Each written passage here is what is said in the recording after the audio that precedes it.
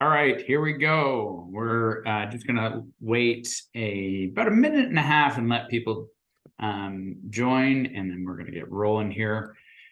As folks are joining, there is a poll that will pop up. Please take a minute and fill out our 2-question poll. It'd be great to get some feedback from you.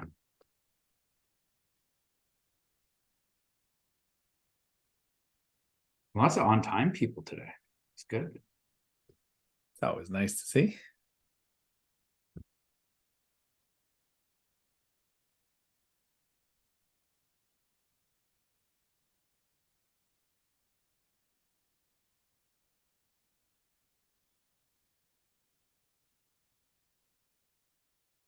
All right, so for those that did not hear me say a minute ago, I may have said it a minute too early. Please take a minute and fill out our poll. We have 2 questions on the poll. The more feedback we can get from all of you folks, the better, and the better we can craft the webinar to what you would like to see.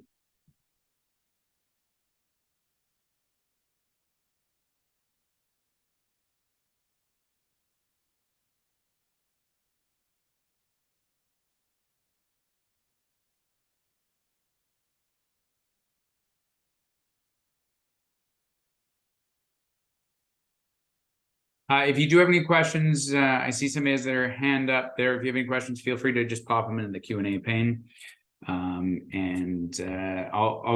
gonna get rolling. We'll give a little bit more time. I see we have about 50%-ish of folks have filled out the poll.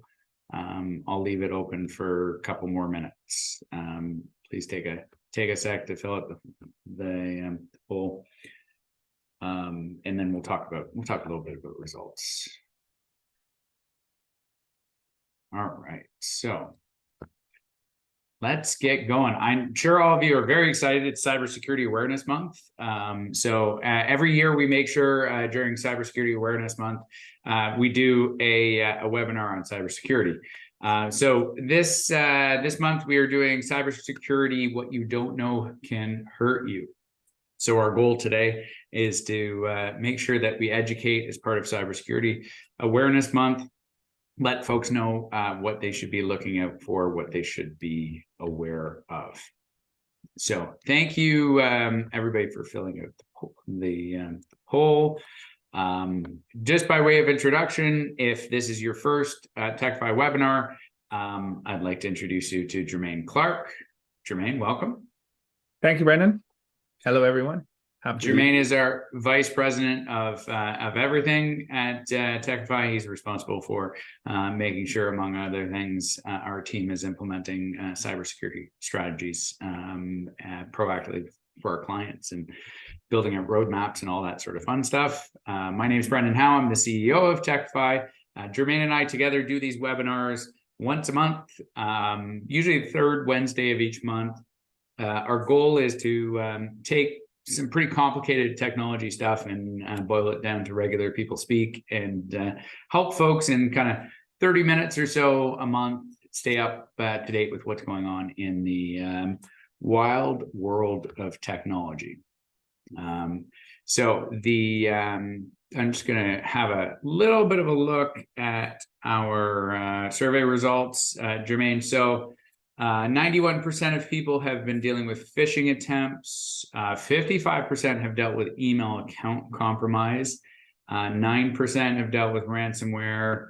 14% have dealt with telephone fraud, and another 18% other types of social engineering. And things that people are interested in us talking about: phishing scams, how to mitigate cyber attacks, staying safe, phishing tactics, phishing, lots of phishing, steps to take if an email account is compromised. Okay, I'm going to come back to some of this stuff when we come on. But we've got, I think some of the stuff we'll deal with as we go through the presentation, and some of the stuff we can deal with in the Q&A, which reminds me, if you do have a question, feel free to put it in the Q&A panel. and we will answer it as we go along with our webinar. All right. So, oh, and speaking of webinars, we do have our next webinar, quick plug. We are talking about AI, and specifically, we're talking about Microsoft Copilot. Microsoft Copilot is going to be coming out into the world, coming to your desk in probably spring of next year.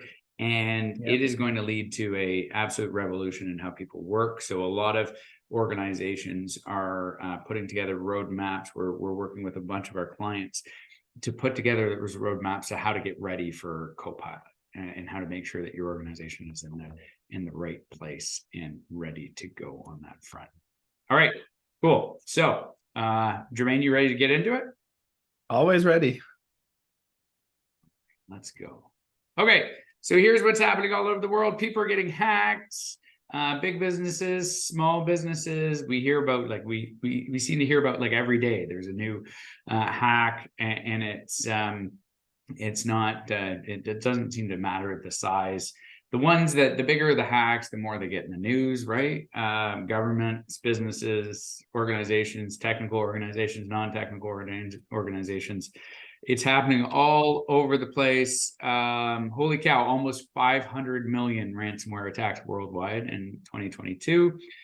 Seemed like on our audience here, less and the ransomware side of things, but maybe more on the malware side of things. There were 5.5 billion, that's billion with a B, malware attacks globally last year. That's a lot of malware. 71% of companies worldwide were affected by ransomware, and 62.9% of the victims of ransomware actually paid the ransom. So that goes to organized crime or terrorist groups or stuff like that. Wow. People having no option other than paying the ransom to get their stuff back. And ransomware attackers have extorted at least $500 million from victims in 2022. That looks like a blockchain analysis type of thing. But Jermaine, it's only specific people, right? It's only specific people, specific industries, maybe just big businesses that get attacked. That is entirely incorrect. It is not just big businesses. It's not tailored attacks. It's spray and pray. Most of this stuff is automated. It's non-specific, and they just cast a really wide net and hope that somebody clicks on it. Because if they do it in that kind of a volume, then they can catch more people without having to focus in their efforts too tightly into any specific industry or size of business. And if you think about it, if we were to ask in our poll earlier, who do you think is targeted most? We would probably get some of the typical answers that we see from other forums that we're in, where it's, the government, big box companies, large software organizations. But when we take a look at what's out there from the actual data that's being reported, we can actually see that things like healthcare, nonprofits, professional services, so lawyers' offices and things like that are all in that kind of gap of the higher percentage of people that are experiencing these attacks or organizations that are experiencing those attacks. Yeah, and it's interesting because it doesn't matter. It doesn't matter the industry, the organization. Everybody has different vulnerabilities, right? In the nonprofit world, sometimes you don't have as much budget to be investing. In professional services world, people are on computers moving stuff really quickly. Construction and manufacturing all over the place, emails coming back and forth. There's just vulnerabilities everywhere. Okay, so let's tell some stories. So what we wanted to do is just tell some real stories, things we've seen, heard, and experienced, to give folks a better idea of some of the stuff that's happening out there. So these are stories from the dark side. Well, and just kind of frame this up. These are all things we've seen in the last year. They're obviously not in the news because they're on a smaller scale. They're in our kind of purview within our business reach within the kind of organizations that we work with. So a few months ago, a charity that we know, they lost about 200K in funds because they work with the government. They get funds from different organizations, and how they went through this process is they transfer that money from point A to kind of a confirmation account, and then from the confirmation account to the bursar, whoever needs it. And what happened was the attackers got in, logged in using somebody's email, and they sat in there and they used that person email, which was a legitimate email within the organization. They used that email to capture the communication.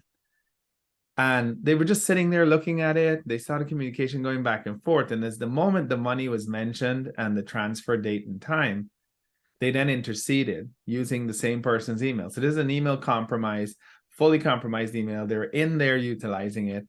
And they managed to transfer the funds out, a day before the organization and the government and everyone involved realized that there was something fishy going on with the email chain, because the style of the communication changed, and the person that was compromised is like, wait a minute, I don't recall sending this request or changing this type of account.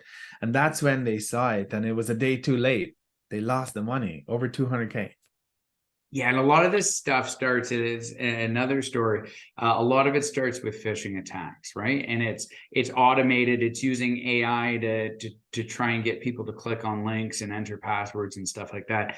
And then when those people do click on those links and do enter the passwords, then it becomes a more sophisticated attack. Then the cyber criminals get involved and go beyond the AI and start to think about, okay, how can we do this? In the case of a financial services firm, we got brought on, and we were helping this firm work through a breach. And the beginnings of the breach was the accounting department and email accounts, and an email got compromised, and their existing or their former IT vendor thought, oh, everything's fine, and the breach was mitigated and nobody has access to the account anymore. And one of the questions that somebody brought up in the survey was, what do we do if a Microsoft account gets breached? Well, there's a bunch of stuff that you can do in the back end when you're looking at it in terms of making sure that it's audited, seeing where things get access from, what the last logins are, logging out, changing passwords. Like the obvious thing to do is you change the passwords. The next thing to do is make sure there's multi-factor authentication. We'll talk a little bit about that sort of stuff. And then you want to lock out, basically disconnect any active sessions.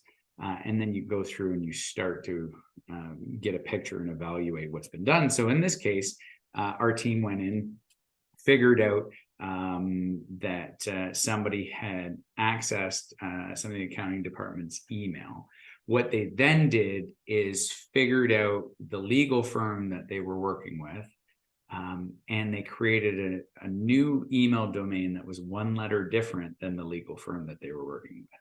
So then they created a signature for this lawyer that was very similar to, actually exactly the same as the signature for the real lawyer. So they harvested information out of the email account, and then started sending emails back and forth, one letter different in the domain, not different enough that anybody would really notice it.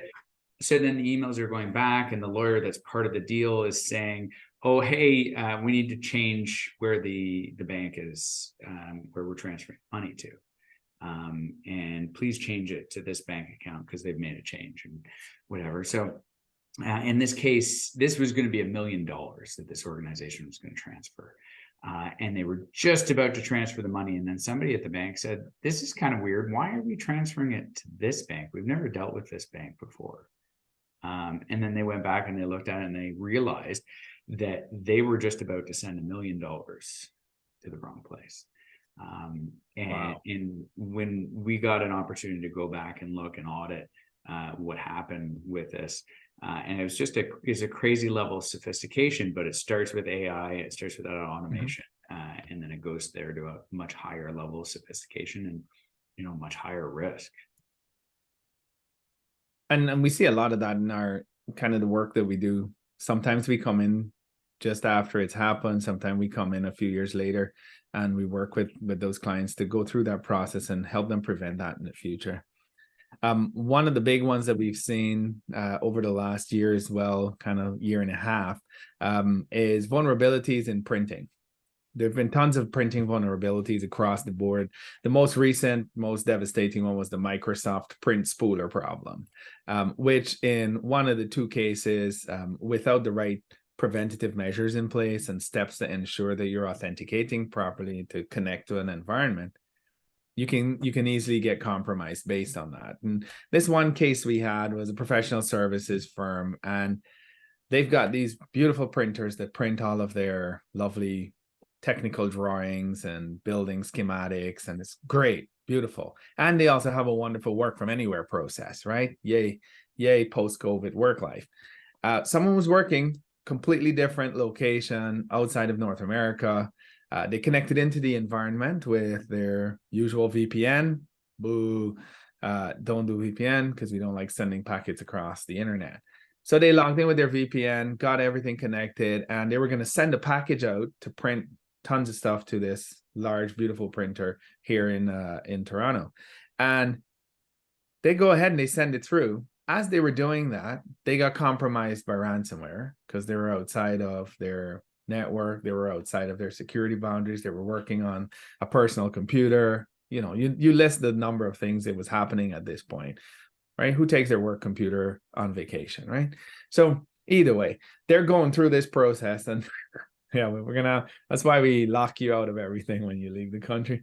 But they go ahead and they send the package through, and because they were on VPN, because they were working remotely, the ransomware package got sent to this printer's email. Now, everybody's set up. There's a scan to print function in your environment. There's an email address. This email address had no multi-factor authentication. It had no kind of security on it. It gets in there, and the print spool problem for Microsoft was that because the printer needs to be able to pull those documents and access them, it has administration level rights.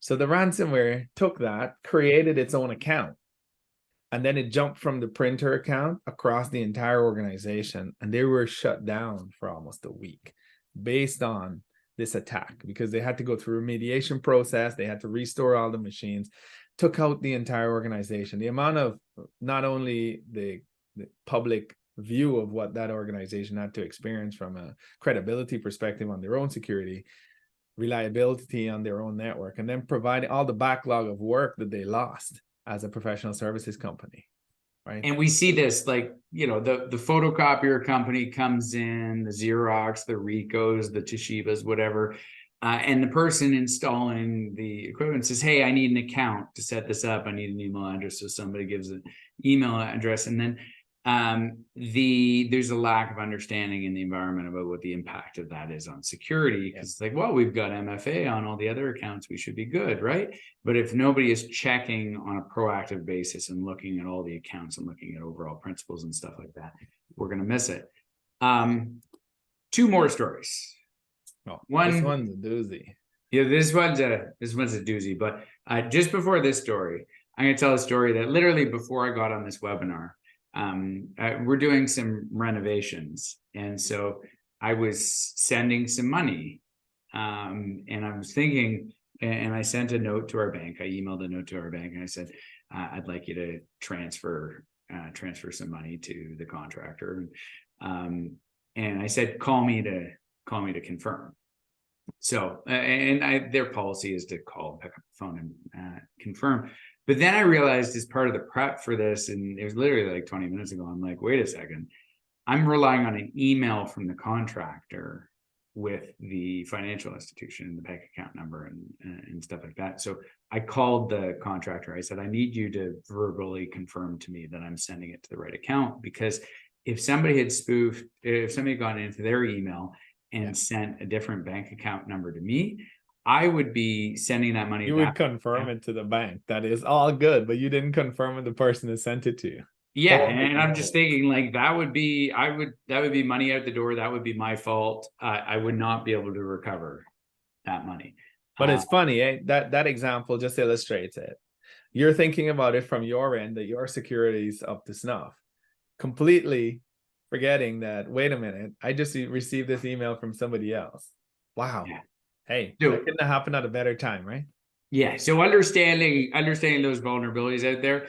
One last kind of example of maybe a lack of understanding. So we were talking to a manufacturing firm. This is a few years ago. We were talking to these folks, and did like we usually do a little discovery, understand, okay, what's your network, what's your technology look like, that sort of stuff, and did a risk assessment for them. And there were a bunch of different risks there, and they didn't have multi-factor authentication. They just had a help desk to support them. There's nobody really proactively managing the environment. There's no roadmap. There's no cybersecurity kind of roadmap. They weren't improving. They weren't investing, and said, hey, you have some big risks. You need to invest some money. And the CFO at the time of the organization said, nah, it's a couple $1,000s more a month. We don't want to spend this. And this wasn't a big organization. It's probably like 50 staff on the sort of the back office sales operation, another couple hundred in the manufacturing facility. And so they said, nah, we don't want to invest right now. So they kept with their current approach. But 6 months ago, Jermaine and I are interviewing people. And we have this candidate come to us, and he's the IT manager at this organization. And so like I walked into the interview, I'm looking at his resume, I'm like, oh, I know this organization. Obviously, I'm not going to say the name of the organization, but I said, I know this organization. Tell us the story of how you got involved with them. And he's like, well, I got hired because they were outsourcing their IT. And then they had a ransomware attack, cost them like $20 million. And then they decided to take IT in-house. $20 million they spent.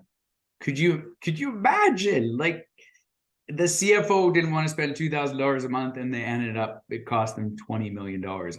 I was blown away by this. So, I mean, if we think about the lack of return on investment there, a couple $1,000s extra a month to take care and invest in your organization to protect you versus 10,000 times the payout going to the ransomware people. Because if it's $2,000 a month, 1,000 times 2,000, you're looking at 2 million there. So it's 10,000 times. Like, this is crazy. Like, you think about, well, my math, it's always fun math. Okay, so let's talk about people were saying, giving feedback. They want to know what to do. Obviously, you're joining this webinar. So there's a whole host of things that you can do. We're just going to talk about kind of five big things that you can do now. And before we get to the 5 things, I want to talk about something called the Zero Trust Foundation. So the overall strategy from a cybersecurity perspective for you, your organization, should be zero trust. Zero trust means, even though I'm Brendan, I'm trying to log in, you don't trust that I'm actually Brendan. The systems don't trust that I'm actually Brendan trying to log in. Yeah. So I need to prove it, right? And so we were on a meeting with a senior Microsoft guy from down in Redmond recently. And I really like, even though this slide's not super pretty, I took this slide from him because I like the concept here. It's like there's all sorts of hype and focus on AI right now. And hey, how do we boost productivity? How do we use these different applications? How do we use Microsoft 365 better? How do we do this, this, and this? But you start from if the environment is not secure, that's the foundation, right? So that cybersecurity has to be the foundation. So making sure that there's secure access, managing identities, defending against threats from multi-platforms, different platforms, and protecting your sensitive data across different areas is all sort of fundamental. So let's start talking about, we'll talk about some tactics here. Number one is leverage the cloud. So, and this concept, if you have on-premise stuff, if you have on-premise servers, the best you're going to be able to do is a hybrid setup that you can leverage the cloud. The worst is you're relying on old technology to battle new threats. Yeah. So there's a big concern here if people are using conventional Active Directory, conventional on-premise security approaches. You're not, you're probably allowing, like we've seen all sorts of cases where people are allowing other folks to work remotely and do work in a hybrid setup, but they're not using modern security, which is built out to accommodate working remotely. So of course, multi-factor authentication, like everybody knows about multi-factor authentication, right? Now we don't have to talk about it that much, right? But where you kind of get, then you build on that, build into conditional access. So conditional access is part of that zero trust framework of, well, even though you have my email and my password, are you logging on from a computer that is authorized? Are you logging on from a location? Are you trying to log on from Russia when I work in Canada, right? For example, basic example, right? So geographic restrictions on the device side of things, somebody can have your username and your password, and even your figuring out an MFA code or something like that. But if they don't have your actual computer or your phone, it's restricting that access, right? And then actually locking down devices with stuff like BitLocker is important. And all this stuff is being developed for the cloud. You're not seeing experts developing on-premise solutions anymore. So if you're using on-premise solutions to secure, to authenticate, yep. If somebody is still communicating with a server that's in your office, if you're using VPN, that sort of stuff, you're using old technology and you're not going to be up to speed with new threats. So Jermaine, you want to talk a little bit about something cool that's coming up? Yeah, I mean, I love talking about the new stuff and where things are going. And it's important to know, leveraging that cloud where, you know, millions and millions of dollars of investments going into creating and developing the security versus your single house data center that you're working with for security. Part of that is being able to leverage the Microsoft Entra platform, which is coming up at the end of this year. So Microsoft's releasing a lot of stuff this year, but most importantly, it's new technology on the Azure Active Directory. So Entra ID is going to be put into public view in the next quarter, and it's going to take away the now older version of Azure AD. It's going to replace that because with the launch of Microsoft Copilot, with the AI revolution that's happening today, a lot of the technology the AI can break into. So now they're using the AI to develop the new technology and support that transition. So we're going to have now this suite that's called Microsoft Entra, of which it'll break it up into 3 categories, one being Entra ID for the individual. So you're looking at managing that person's identity access management into your secure environment. We want to get one for cross-platform, vendor support that can now with the let's say you're in Microsoft, the company you're working with as a partner is in Google Workspace and the other person's in Amazon. Microsoft permissions management through Entra will allow you to be able to still manage the incoming traffic from those external vendors. And then part 3, Entra Verified ID. Now, this is where we decentralize everything and we take the power and put it into the owner's hands. So you get to decide what applications will be available to access your environment, what kind of data those applications are sending in and out. And if you're like us, you've got, 150 apps on the average person have on their phones. And can you imagine what they'll be doing? Because more apps are going to be created as we continue this forward. So it provides that identity, network access control, and still makes it easy. Because this is always the downside. We've had this pushback from many of our clients and many of the prospects we talk to. Well, you're going to lock everything down and people will take 45 minutes to log in, and as soon as they leave their desk, they'll have to re-log in. And I don't want to put in the ID for MFA every time. So everybody complains that the security is too much. It's making my day a bit of a bothersome. So it's going to allow us to do all of this while allowing you to be more productive and be uninterrupted, because it's gonna provide the right platform and the right space for people to be able to be secure and productive at the same time. So very excited about seeing this coming out over the next few months. Cool. Okay, let's talk a little bit. Well, so we might go a little bit beyond the half an hour, but get through these five things because this is important, and it's important to go into a little bit more detail on it. What do you mean by organizing the security framework? So we're leveraging the cloud now. Part two of that is really organizing and understand how you protect data in the cloud. And a great example of that is categorizing all of the data in your environment to what is the most impactful in your environment that requires the most sensitivity and highest level of security. And then creating that framework to the person that requires the lowest amount of security on the documentation they're working at, so that you augment as needed within your environment and give people what we call the principle of least privilege access. So you don't want everyone in your environment to have full administration access to every file across your organization.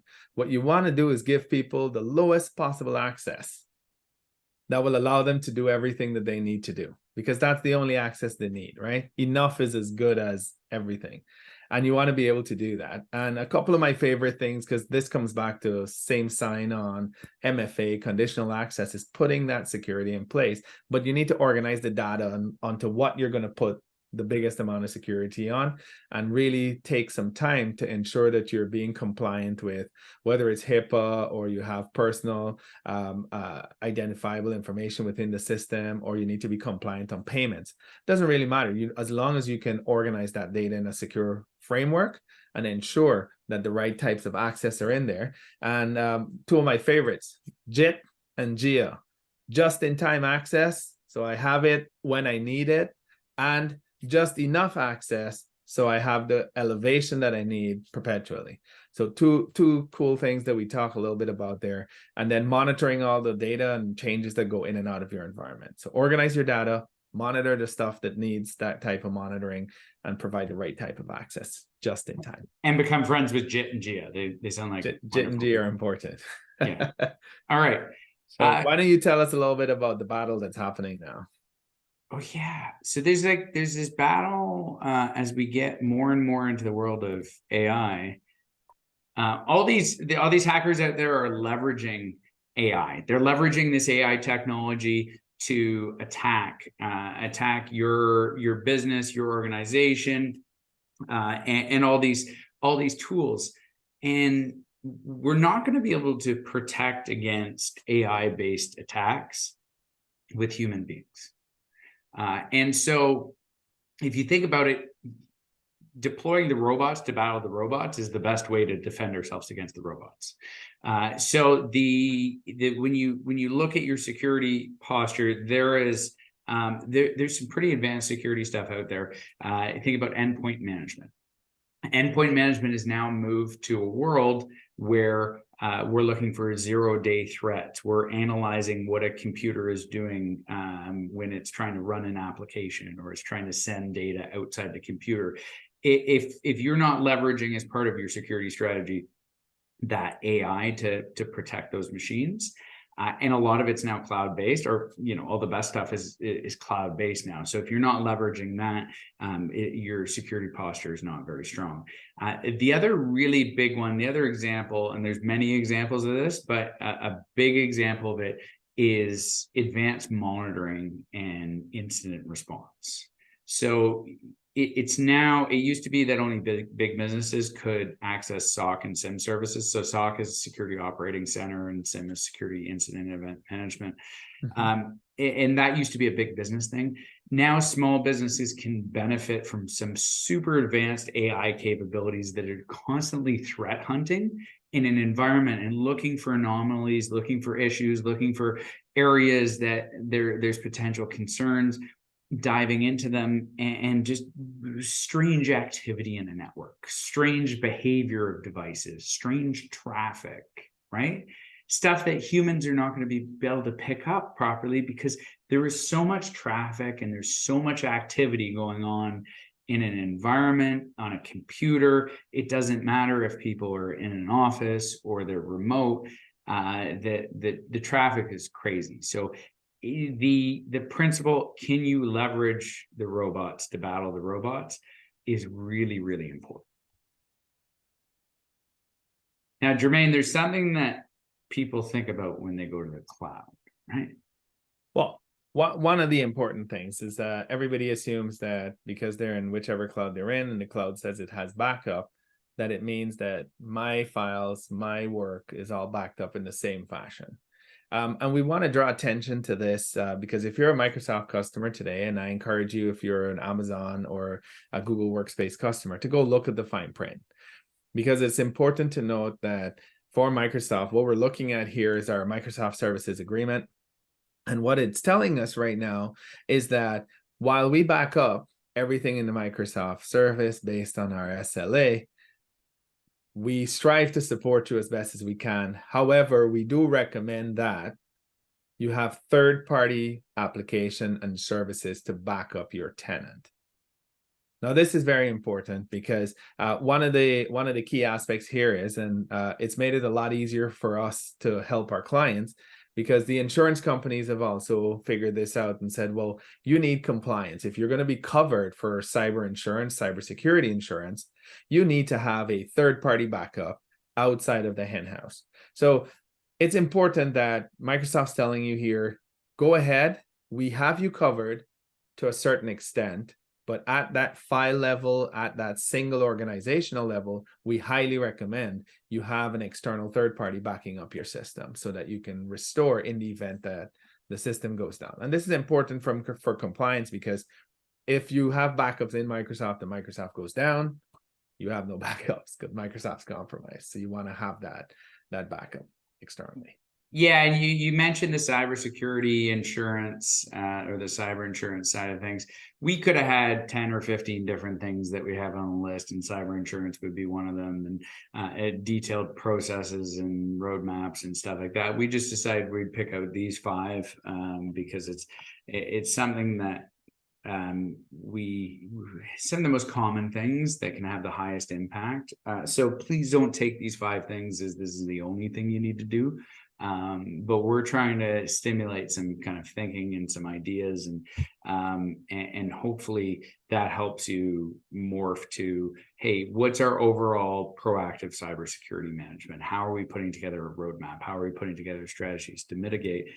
And the team training one is a big one, and I see on the list of folks that are here, we've got a lot of clients on this list, and quite frankly, we've struggled with some of our clients of getting buy-in to implement training, and we use we use a service called Fin. There's a bunch of them out there, but it's so important to have that ongoing training, because like the story that I just told, if I wasn't aware of the threat that somebody externally in their inbox could have gotten hacked and they could have sent me the wrong bank details, I could quite easily send out information, follow all the processes that I have, or from a business perspective, follow all the processes internally, and still send a chunk of money to the wrong place, right? So that team training and that security awareness training is so important, in having a tool that allows you to kind of largely automate the system, but put training that's kind of fun, that's less than 5 minutes long, that has like an impact on people, and that sort of stuff is important. And there's all sorts of it works for compliance. Like there's a bunch of compliance measures that you need training for: HIPAA, GDPR, PCI, bunch of different stuff that is super important that you have this ongoing training. But we always talking about that there's one piece that's missing. It's a big piece. So folks will say, okay, I've checked off the box. We have training, we've implemented training. But then once training's implemented and it's sending out the monthly notices and asking people to do it and stuff like that, what tends to happen, Jermaine? Well, what tends to happen is, and what we've seen in the past, is nobody's checking and verifying that the training has been completed, that the users are going through and learning and applying what they're being trained on, right? And it's the biggest dropout from training. Someone has to be looking at the reports. Someone has to hold their team accountable and say, hey, there's these 6 people who have not done any of the training in the last 5 months. I need you to be doing this training, because it's one of those situations where as long as you see it and you hear it, you can't help but think differently.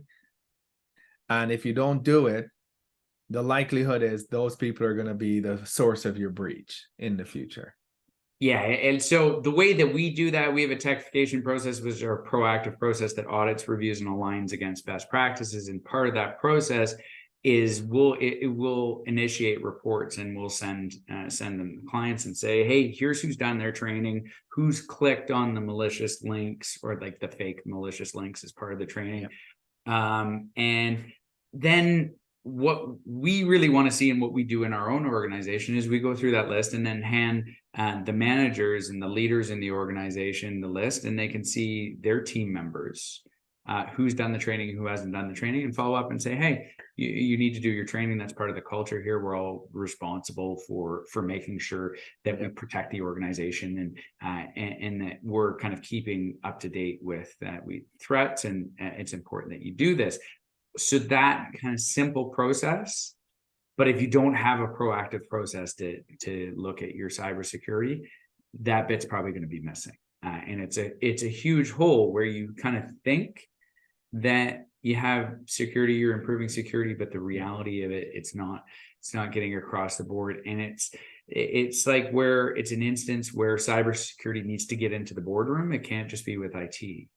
Yeah. And we need that partnership with the managers, with the leaders, to say, hey, this is part of the culture. So this sort of last bit on that is just I would add is keep in mind that process piece, right? And people get bored with us talking about process and stuff like that, but I'm just going to add it anyway.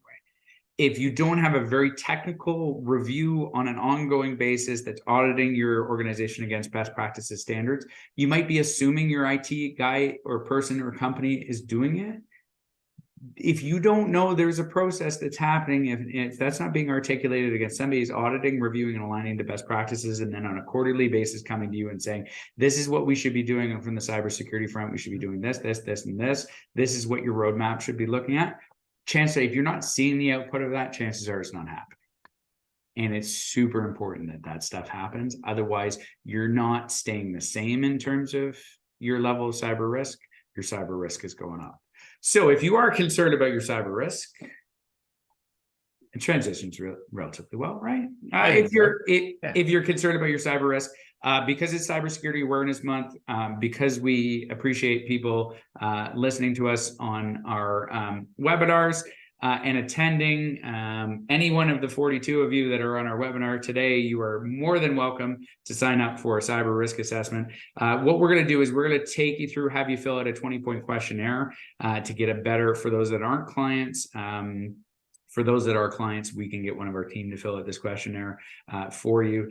And it allows us to better understand your environment. And there's a bunch of kind of key things that we want to see, understand licensing, understand where data is, understand applications, that sort of stuff. And then we can assess cybersecurity risk. We'll review that against our best practices. We have more than 800 best practices. A couple hundred of them are cybersecurity related. And then we'll identify the biggest threats for you. And then we'll identify those threats, and then we'll get on a call with you and talk through a recommended roadmap for moving forward.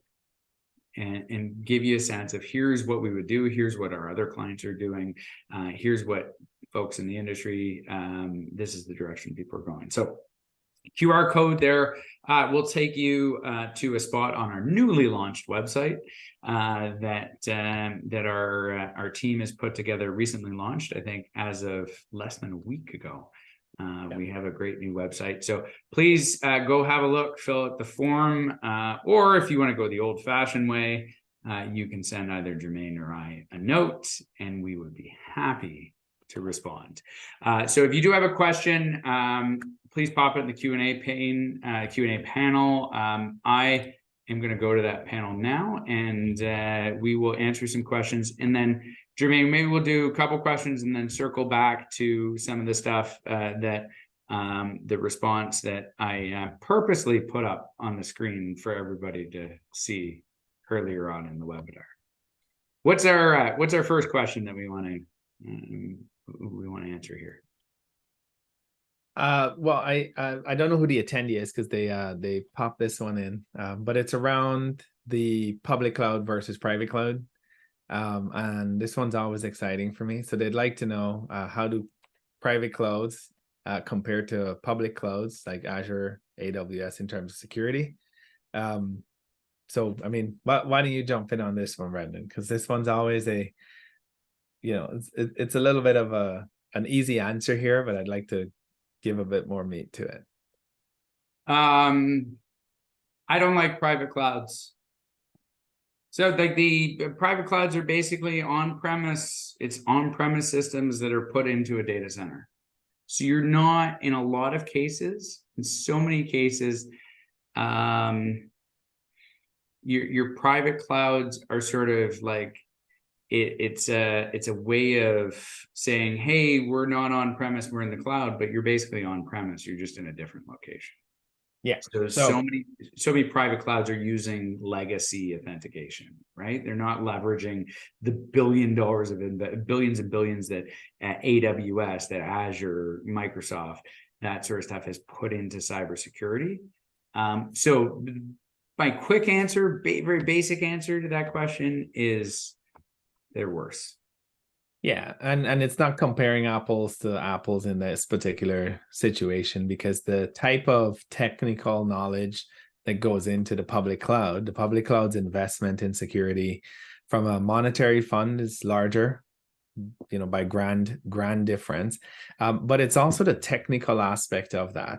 If you consider your private cloud, where it's hosted, and the number of technical people reviewing, updating, and creating the new security framework, the new security software to support and protect that environment, that technical knowledge is also limited in that space. So if you take Amazon, you take Microsoft, they've got 500 employees on the cybersecurity, cyber risk, threat development, threat hunting. They've got entire teams dedicated to this all around the world, and people developing ways to ensure that those encryptions supersede the type of attacks that they're seeing. And then you incorporate now all of the data that the large public clouds receive, because they have such a wide range of touch points across the world and total number of clients versus your private cloud. And now you're seeing a way better statistical analysis coming out of what type of threats are there and where they invest the most money and the most technical knowledge into supporting and changing that. So to answer the question, in terms of stacking up, private cloud, and here you've got your public cloud with the investment. Okay, so here's where I think we're going to go next. Natalie, your comment that you posted, I'd just like clarification. Maybe you and I can talk about afterwards, or just clarify who you'd like to be receiving stuff automatically, if it's individual staff members or certain team members or stuff like that. I appreciate the feedback. We're a feedback-driven organization, so love to see that sort of stuff. Jermaine, let's talk about phishing, and then let's talk about what's not part of techification for the clients that are on here, and then maybe we can talk about email account compromise a little bit if we have time. Yeah, so absolutely. On the phishing, thanks for that, Natalie.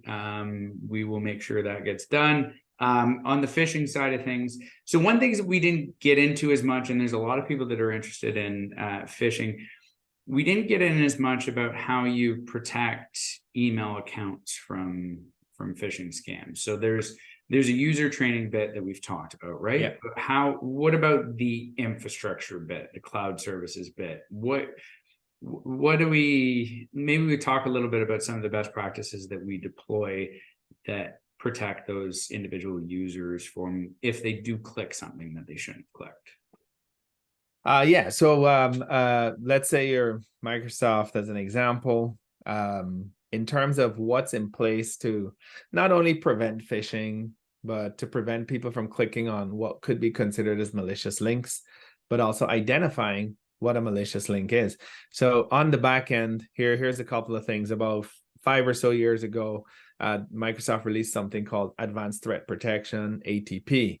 And what ATP does is, and it has advanced significantly since then, is ATP has an entire database in the Microsoft Security Vault that it then goes ahead and it checks your link to see if the link that's coming in is a legitimate link by the type of characters that are in there, all of that stuff. But it also checks where the link came from. Like if it came through a legitimate server in a specifically hosted or a company, country, location, organization, it checks the path of where that link is coming. It also checks where the link is going. So let's say the ATP is turned on and your threat level, security is a level 7 or high, whatever you want to equate that to. It's strong. Person clicks on a malicious link. Before the link actually launches in the person's browser, it actually launches on the back end in a sandbox, so a dedicated environment to check that the link is going to the right place that it says it's going to. If it doesn't, it'll block the link attack. Right? So that's one way that on the back end, we're working through to make sure that the right security is in place. Let's say the other part of it is we've removed clickable links from emails. One of the cool things about that is because you have to copy and paste the link into your browser in order to launch it, it can't attack the point of origin where you're launching it from. So because of that, the safe links tab then gets more time to check that link in the browser itself and verify a lot of that authentication data to prove where that site's coming from or where it's going to. From a phishing, you let's say, hey, I've sent you this document. This is a beautiful one. We get lots of, here's an Excel document from a client. Go ahead and click on this and see the data that I'm presenting to you. Now, when that comes in, that email gets scanned. If that document is seen in any form or fashion as malicious, or it launches a portal that says, hey, you have to log into this document, you go put your password and email in. They cannot steal that. They can steal the password, but they can't do anything with it because you have multi-factor authentication, which is it sends a code to your phone and then it asks you for your fingerprint.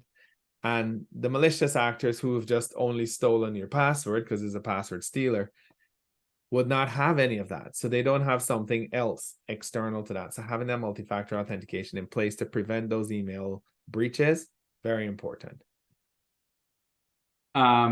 Awesome stuff. So the next thing that I wanted to go on to was there was a question about risks or gaps not yet part of technification from a security perspective. So that's a really good question. So technification is, for those that are not clients, is our proactive process where we go in and we have somebody at least once a month review, audit, and align our clients to best practices. Things that I would point out as part of that, SIM and SOC services. So that advanced level of security, incident management, monitoring management, threat hunting, that we have to pay extra for that. We do it through a partner. So we need clients to approve that. So that's not included as part of technification, but it has a big impact in terms of that security posture. It's a little bit more on the reactive side because it's monitoring, but it allows if the overall security posture, if there's something that gets through, you find out about it super quick, as opposed to finding out about it later. Jermaine, you might have other ones you want to mention too. I mentioned conditional access policies. So we have a bunch of best practices around conditional access, which is geographic, device specific. There's a whole bunch of policies that we've built out, but we need approval from clients in order to implement those. That's right. So if you're one of our clients and you haven't given approval to have device specific conditional access policies, those can be a huge step in terms of really locking down an environment without your staff noticing. Because especially when you travel a lot for work. Just today, we had one of our clients who has all of our recommendations in place, and he said, hey, here are my travel dates for November. I need access in these countries. He likes doing it like that because he doesn't like leaving access to the specific region or the specific country perpetually on. So during his travel period, he'll send us the dates, and our team goes ahead and they put those dates in place and allow access to his environment here in Canada when he's abroad. Right? Super important, because the alternative is, if you say you work between the US and Canada, or you work between the US and a country in Europe or wherever, you can also have that country as a perpetual location, at which time we will say, okay, we need to be a bit tighter on that. And we want to make sure that even though that entire location is on point, here's the service provider for internet that you use. Those are if you try to log on from a different internet source, it's going to stop you and you're going to have to put a request through, because it's important. We don't want you to get ransomware here. We don't want you to get malware or any of that as you're traveling as well. Cool. That's a good point. I just want to go back to just one sec, the device specific, like Jermaine talked about earlier. The biggest challenge with security is putting in way more security without anybody noticing there's way more security. And just keep in mind that device specific conditional access. I will never notice that I can only access my account and stuff from my device. Because you're not trying to access it from someone else's mobile phone, and your mobile phone meets all the compliance requirements that we've set. We even set compliance requirements on operating system level. So if your OS on your Android or your operating system on your Apple device is not, the most two recent versions, because they have all the required patches and they have the security updates, your device is going to tell you you need to update right now or go out of compliance and get locked out. And that's super important. But if you do all the things, then you won't even know, because the device is already encrypted at that level where you've done all of the authentication to work on it. Yeah. Very important. Okay, we brought out of time. We'll talk about security groups a little bit in our next webinar, I think. There's one other thing I wanted to get to, but it's in our next webinar. So thank you very much, everybody, for watching. Want to give you 4 minutes to have a little bit of reset before your next virtual call or meeting or whatever you have next in your calendar. And we really appreciate you spending the extra 24 minutes with us, because this is a very important topic, at least to us. And now you can tell everyone that you've made your contribution to Cybersecurity Awareness Month. It's great to see all of you. Thanks for joining. Thanks for the feedback. Thanks for the questions. Jermaine, thanks for doing this with me as always. And feel free, sign up for that risk assessment or send us a note or carrier pigeon or however you prefer, and have a wonderful day. Thanks, everybody. Thanks, everybody.